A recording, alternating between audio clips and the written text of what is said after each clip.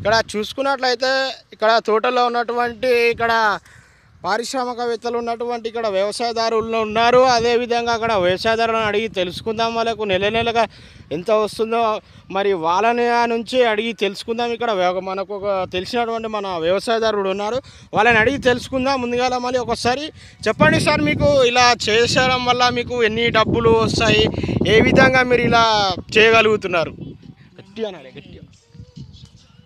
మేము వచ్చేసి ఇది కనీసం మా తాతల కాలం నుంచి చేస్తున్నామండి.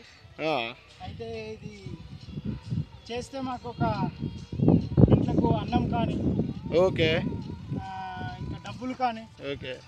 ఇంకా ఇప్పుడు దీన్ని చేస్తుంటే ఇది ఎందుకు చేస్తున్నామంటే మీకు తెలుసా ఏమన్నా? తెలియదు సార్, మాకు తెలియకుండానే మేము వచ్చాము, మీరు చెప్తారు. మరి ఏ విధంగా మీకు ఇలా చేస్తే ఎంత రూపాయలు మిగులుతుంది? మళ్ళీ వ్యవసాయదారులు కాబట్టి మీరు ఏ విధంగా మీకు ఇలా చేయడం వల్ల మీకు లాభాలు ఏంటి సార్?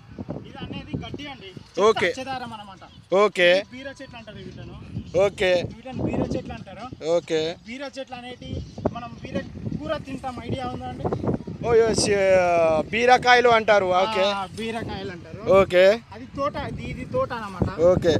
మీకు పలుకు ఎంత నుంచి ఎంత ఖర్చు వస్తుంది సార్ మీకు ఇలా చేయడానికి? వచ్చేసి మందులు కొడుతూ ఉండాలి. ఓకే. డైలీ కాకుండా కానీ ఒక 1 మంత్కి ఒకసారి కొట్టాలి. ఓకే.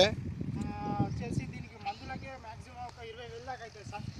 ఓకే, చూస్తున్నాము రేఖ ఇక్కడ వీళ్ళకు చూసుకున్నట్లయితే వ్యవసాయదారులకు రూపాయి కూడా మిగలడం లేదు.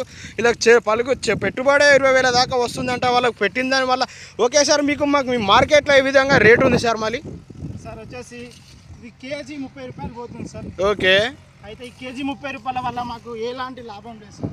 ఓకే, ఎలాంటి లాభం లేదంటున్నారు వ్యవసాయదారులు కూడా. మరి ప్రభుత్వమే పట్టించుకోవాల్సిన పరిస్థితిలో వ్యవసాయదారులు ఈ రోజుల్లో ఈ కష్టాల్లో ఉన్నారంటే దానికి కూడా ప్రభుత్వమే కూడా కారణం అంటున్నారు. వాళ్ళకు కేజీ 30 రూపాయలు అంటే దానికి వచ్చేంత ధర కూడా లేదని వ్యవసాయదారులు చాలా బాధపడుతున్నారు. ప్రత్యేకంగా ఇక్కడ చూసుకున్నాము, ఈ వ్యవసాయదారులు కూడా చాలా